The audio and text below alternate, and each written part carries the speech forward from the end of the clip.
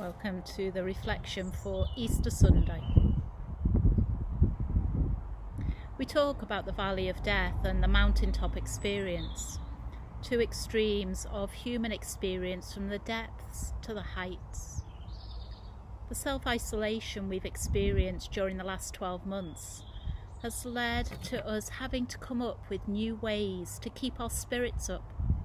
Sea shanties have made a comeback. Pets have learned to do new tricks, and our gardens have never been so tidy. But you might also find that away from the social lives we normally lead, deeper, darker thoughts have made themselves felt. Having stepped away from the normal routine of everyday living, we find these thoughts bubbling up, and the seclusion we've had to endure may have been very hard to bear. We have faced a constant stream of bad news. Over 100,000 people have lost their lives. Many are suffering the longer term effects of long COVID. The NHS is struggling and key workers are exhausted. The highs and lows of life, the good times and the difficult, are all a part of the wonder and mystery of our human existence. In this time of pandemic, perhaps we have found the space and time to ponder on these things, the real questions about purpose and destiny. What am I here for? What really matters in life? What will I do with this one precious life I have been given? The Easter story of Jesus' death and resurrection speaks directly into this search for meaning and purpose. On the cross, Jesus takes on all the pain, suffering and sorrow that the whole world has to endure. In the face of death, he says, "Father, forgive them, for they do not know what they are doing." All seems lost and defeated, as a cross and nails and a spear in his side do their worst. And then, in the darkness and depths of Jesus' death, the mystery of a new creation is worked out. God's love for the whole world defeats the powers of sin and death. For on Easter Sunday, what is found is an empty tomb.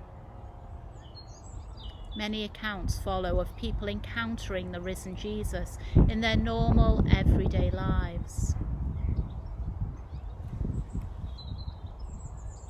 Two friends walking along a road, and Jesus joins them.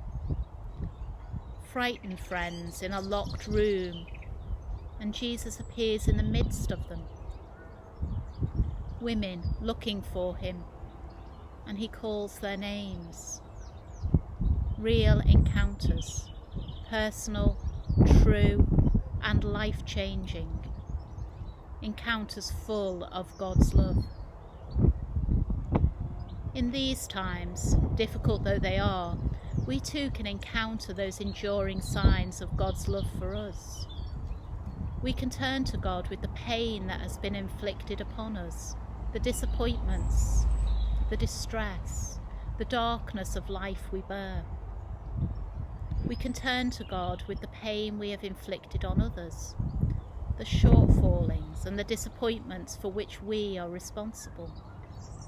And through his grace we can receive his forgiveness, offer that forgiveness to those who hurt us. Life-changing events, and because we are his precious children, we can receive and know his unconditional love. This is what the gospel of the good news of God in Jesus is all about, and we see it in his death and resurrection.